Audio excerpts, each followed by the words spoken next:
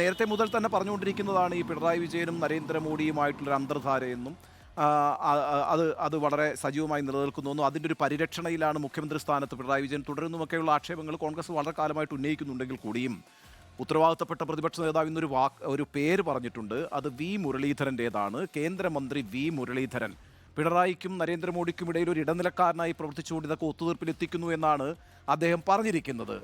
എന്ത് അടിസ്ഥാനത്തിലാണ് ഇത്തരത്തിലൊരു ആരോപണം കോൺഗ്രസ് ഉന്നയിക്കുന്നത്?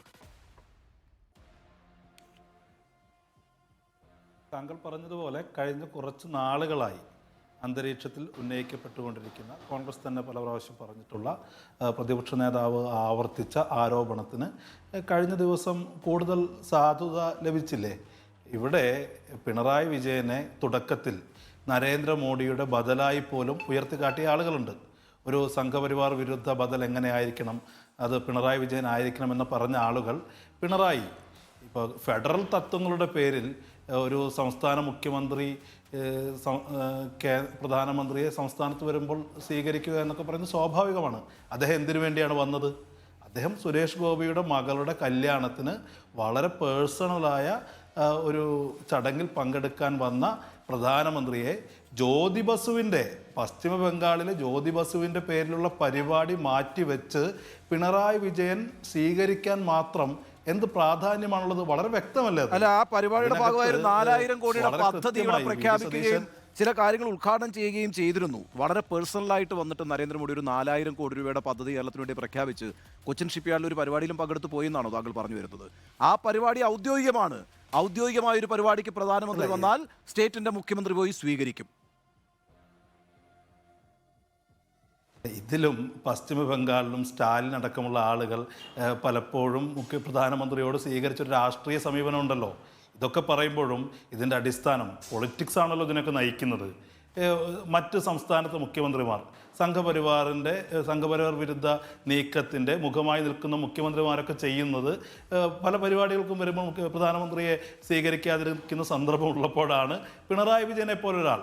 പിണറായി വിജയൻ കേന്ദ്രത്തിൽ അധികാരത്തിൽ ആദ്യം വരുമ്പോൾ തന്നെ ആറന്മുള കണ്ണാടി നരേന്ദ്രമോദിക്ക് സമർപ്പിച്ചുകൊണ്ടാണ് അദ്ദേഹം അധികാരമേറ്റെടുക്കൽ തന്നെ നടക്കുന്നത്. ആറന്മുള കണ്ണാടി സമ്മാനിക്കണമെന്നൊന്നും ഇന്ത്യൻ ഭരണഘടനയ്ക്കകത്തില്ലല്ലോ. അതൊന്നും ഈ പറയുന്ന മുൻകാലങ്ങളിലും CPM-ന്റെ മുഖ്യമന്ത്രി വരണ്ടായിട്ടില്ലേ? ആ ഒരു സമീപനത്തിലൂടെയാണോ? ഇത് ചില അധികാരത്തിൻ്റെ ഇടനാഴികളിലൂടെ, അത് വി മുരളീധരനാവാം, അദാനിയാവാം, ചില അവിശുദ്ധമായ ബന്ധങ്ങൾ നടക്കുന്നു എന്ന് പറയുന്നത് അങ്ങാടിപ്പാട്ടല്ലേ? നിങ്ങളെപ്പോലുള്ള മാധ്യമ പ്രവർത്തകർ പോലും ചിലതൊക്കെ കേട്ടിരിക്കില്ലേ? ഇത് VD സതീശൻ അന്തരീക്ഷത്തിൽ നിന്ന് സായിബാബ വിഭൂതി സൃഷ്ടിക്കുന്നത് പോലെ സൃഷ്ടിച്ചൊരു ആരോപണമല്ലല്ലോ. ഇത് വളരെ കൃത്യമായി കുറെ കാലമായി പല മധ്യസ്ഥന്മാർ താങ്കൾ തന്നെ പറയുന്നു നരേന്ദ്രമോദിയെ പോയി സ്വീകരിക്കുന്നു, നരേന്ദ്രമോദിയുടെ കയ്യിൽ പിടിക്കുന്നു. അപ്പം നരേന്ദ്രമോദിയുമായിട്ടൊരു വളരെ ഡയറക്റ്റായ അറ്റാച്ച്മെൻറ്റ് പിണറായി വിജയൻ ഉണ്ട് എങ്കിൽ താരതമ്യേന വളരെ ജൂനിയർ ആയിട്ടുള്ളൊരു നേതാവാണ് വി മുരളീധരൻ. BJPയുടെ റാങ്ക് ആൻഡ് ഫയലിൽ തന്നെ വളരെ ജൂനിയർ ആയിട്ടുള്ളൊരു നേതാവാണ്. പക്ഷേ കേരളത്തിൽ നിന്ന് രാജ്യസഭാംഗമായിരിക്കുന്നുണ്ട്. കേരളത്തിൻ്റെ ഒരു പ്രതിനിധി എന്ന നിലയ്ക്ക് അദ്ദേഹം കേന്ദ്രമന്ത്രിസഭയിലുണ്ട്. സഹമന്ത്രി സ്ഥാനമാണ് അദ്ദേഹത്തിനുള്ളത്. എന്തിനാണ് വി മുരളീധരൻ്റെ ഒരു ഇടനില പിണറായി വിജയനെ പോലൊരു നേതാവിന്? നിങ്ങൾ പറയുമ്പം ഒരു ഉത്തരവാദിത്വത്തോടുകൂടി പറയണ്ടേ? അല്ല, വി മുരളീധരൻ ഒരാളത് നിർവഹിക്കുന്നു എന്നൊന്നും അതിനർത്ഥമില്ല. വി മുരളീധരൻ പോലും അതിലൊരു പ്രതിനിധി മാത്രമാണ്. അദാനിയെ പോലുള്ള ആളുകൾ. M-ൻ്റെ കാര്യം വളരെ എവിഡൻ്റ് അല്ലേ? M എന്ന പറയുന്ന ആൾക്ക് CPM-ഉമായി എന്താണ് ബന്ധം? സംഘപരിവാറിനെ സംബന്ധിച്ച് പ്രത്യയശാസ്ത്രപരമായി M-ഉമായി ബന്ധം.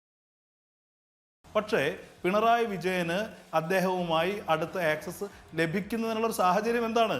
ഇങ്ങനെ പല വി മുരളീധരൻ എന്ന് പറഞ്ഞത് നിങ്ങൾ ചൂണ്ടിക്കാണിക്കുന്ന പോലെ അതിനകത്ത് ഏറ്റവും ചെറിയ കണ്ണിയാകാം. പക്ഷെ അദാനിയുണ്ട്, M ഉണ്ട്.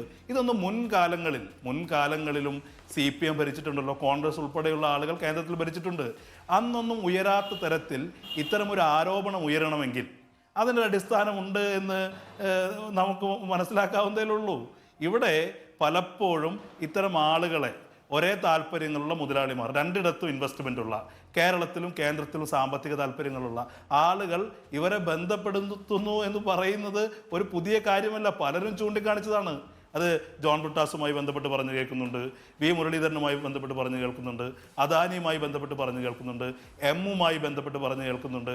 അല്ലെങ്കിൽ തന്നെ ഈ പറയുന്ന തൃശ്ശൂരിൽ വന്ന് പ്രധാനമന്ത്രി ചോദിക്കുന്നു. ഇപ്പോൾ BJP-യുടെ പ്രതിനിധി പറയുന്നത് ഞങ്ങൾ ഇതിനെയൊക്കെ ശരിയായ ദിശയിൽ അന്വേഷിക്കുമെന്നാണ്. അദ്ദേഹം സംഘപരിവാറിൻ്റെ പ്രതിനിധി ചാനലിൽ CPM-നെ ഞങ്ങൾ എതിർക്കുന്നു എന്ന പ്രതീതി സൃഷ്ടിക്കുന്ന അതേ സന്ദർഭത്തിലാണ് ഇതുമായി ബന്ധപ്പെട്ട റിപ്പോർട്ട് വെബ്സൈറ്റിൽ നിന്ന് പിൻവലിക്കപ്പെട്ടിരിക്കുകയാണ്.